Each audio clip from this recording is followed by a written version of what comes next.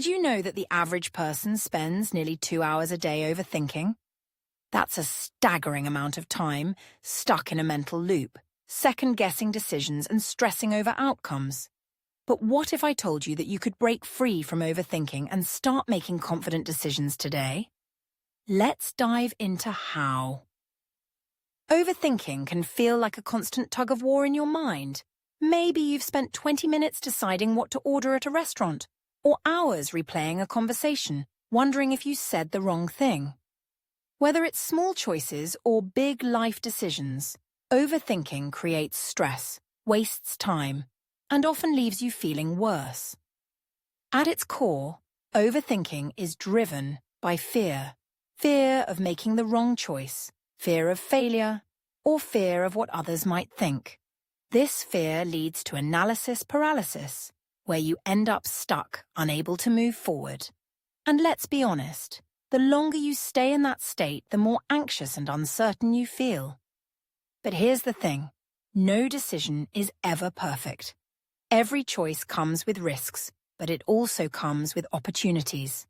The goal isn't to eliminate risk, it's to make the best decision you can with the information you have. So, how do we stop overthinking? Let's break it down into practical strategies you can start using today. Step 1. Set time limits for decisions. Time limits create structure and prevent endless deliberation. For example, if you're deciding what to wear to an event, give yourself 5 minutes to choose. If you're weighing a bigger decision, like applying for a new job, set a deadline, maybe a week, to gather information and make your choice. This method works because it forces you to focus on what truly matters. Instead of obsessing over every detail, you prioritize the most important factors. The key is to stick to your deadline. When the time is up, commit to your decision and move forward. Step 2. Seek advice, but don't overdo it. Asking for input from trusted friends or mentors can provide clarity, especially when you're feeling stuck. For example, if you're unsure about accepting a new opportunity, talk to someone who knows you well and can offer perspective. But be careful not to seek too many opinions. When you ask 5 different people, you're likely to get 5 different answers, which can lead to even more overthinking. Choose 1 or 2 people whose advice you value and focus on their input. Step 3. Trust your instincts. We often underestimate the power of our gut feelings. Think about a time when you just knew something was right or wrong without needing to analyze it. That's your intuition at work. To strengthen your instincts, practice listening to them in low-stakes situations. For example, if you're choosing between 2 restaurants, go with your first instinct instead of weighing every detail. Over time, you'll become more confident in trusting yourself, even with bigger decisions. Step 4. Apply the 70% rule. This is a game changer. The 70% rule suggests that if you have 70% of the information you need and feel 70% confident, it's time to decide. Waiting for 100% certainty often leads to endless delays and missed opportunities. For example, imagine you're debating whether to launch a new project. If you've done your research, considered the potential risks, and feel mostly confident, take the leap.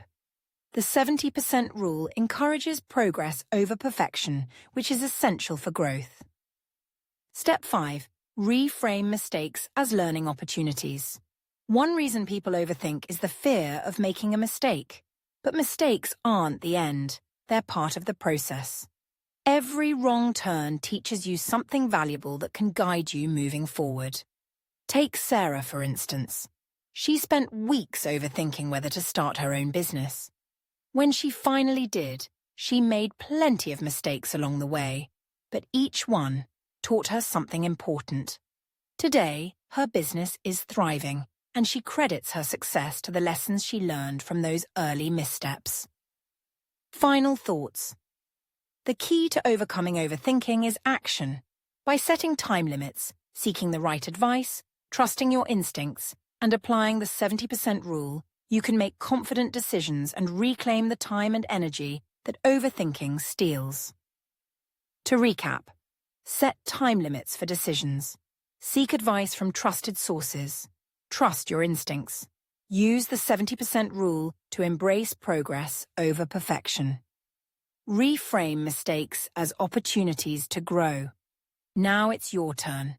How has overthinking affected your decision-making, and what strategies are you excited to try? Share your thoughts in the comments below. And if you're looking for more tips on mastering decision-making, check out my other videos. Don't forget to like, subscribe, and start taking action today. See you next time.